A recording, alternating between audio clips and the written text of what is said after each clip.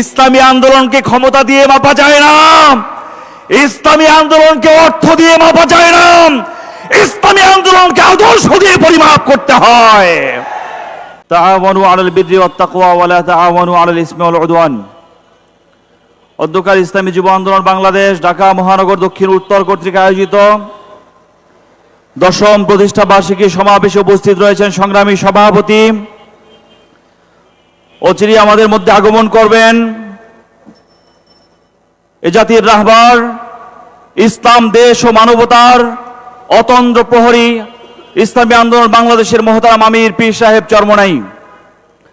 সংগ্রামী যুবক বন্ধুগণ, 2024 সালের 19শে জুলাই এই জায়গায় এই রাজপথে আমরা রক্ত দিয়ে প্রমাণ করেছিলাম, পীর সাহেব চরমনাই প্রমাণ করেছিলাম, কোনদিন কশ্চিন কালেও পীর সাহেব চরমনাই কোন দেশ বিরোধী স্বৈরাচার শক্তির সহযোগী হতে পারে না। বন্ধুগণ, 24-এর পরে 26-এর নির্বাচন চলে গেল। 26-এ সমঝোতার নির্বাচন আমি মনে করি বাংলাদেশের ইতিহাসে সবচেয়ে কলঙ্কপূর্ণ নির্বাচন। সরকার দল বিরোধী দল মিলে সমঝোতায় যে নির্বাচন হয় এটাকে প্রহসন বলা হয়, নির্বাচন বলা হয় না। এই নির্বাচনে ইসলামী আন্দোলন বাংলাদেশকে মাইনাস করার খেলায় তারা মেতেছিল। ভারতীয় দূতাবাসে, আমেরিকার দূতাবাসে গিয়ে ইসলামী আন্দোলন বাংলাদেশকে মৌলবাদী শক্তি প্রমাণ করার জন্য বর্তমান সরকারি দল বিরোধী দল মেতে উঠেছিল, ঠিক কিনা বন্ধুগণ? কিন্তু আমি মনে করি নির্বাচনের পরে ইসলামী আন্দোলনের জনশক্তি, যুব আন্দোলনের জনশক্তি আগের চেয়ে অনেক বেশি অনুপ্রাণিত হয়ে গেছে। ইসলামী আন্দোলনকে ক্ষমতা দিয়ে মাপা যায় না, ইসলামী আন্দোলনকে অর্থ দিয়ে মাপা যায় না, ইসলামী আন্দোলনকে আদর্শ দিয়ে পরিমাপ করতে হয়। গতকালকে দেখলাম সরকার দলীয় সংসদের হুইপ নুরুদ্দিন আহমেদ অপু ভাই বলেছেন বাংলাদেশ থেকে চাঁদাবাজ চিরতরে নির্মূল করা যাবে না। আমরাও তো বলি ভাই, এ কথা বলে আপনারা তো আপনাদের চাঁদাবাজির মাধ্যমে কর্মী পালেন আর দুর্নীতির মাধ্যমে নেতা পালেন।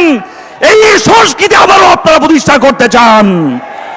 চাঁদাবাজির এই সংস্কৃতি যদি বন্ধ না হয়, আবার পীর সাহেব চরমনাইয়ের নেতৃত্বে ইসলামী আন্দোলন, যুব আন্দোলন, আপামর জনগণ যেইভাবে ঐক্যবদ্ধ হচ্ছে, আগামী স্থানীয় নির্বাচন, আগামী জাতীয় নির্বাচনে ইসলামী আন্দোলনকে দেশের মানুষ চোখ বন্ধ করে আস্থার প্ল্যাটফর্ম হিসাবে গ্রহণ করবে। আর একটা দল তো দেখছি তারা বলে আমরা ওয়েল অর্গানাইজড, তারা অনেক বেশি গোছালো, অনেক বেশি ভালো। নির্বাচনের পরে ইসলামের নাম দিয়ে ইসলামের দোকান খুলে আপনারা যা করেছিলেন আজ জাতির মধ্যে তা প্রমাণিত হয়ে গেছে।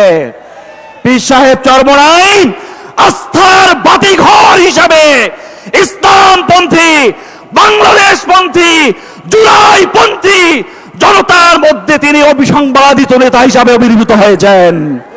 সবশেষে একটা কথাই বলি, পীর সাহেব চরমনাই আপনার নেতৃত্বের বিকল্প নাই। পীর সাহেব চরমনাই এই বাংলাদেশের মুক্তির জন্য আপনার নেতৃত্বের বিকল্প নাই। সালাম জানাই পীর সাহেব চরমনাই।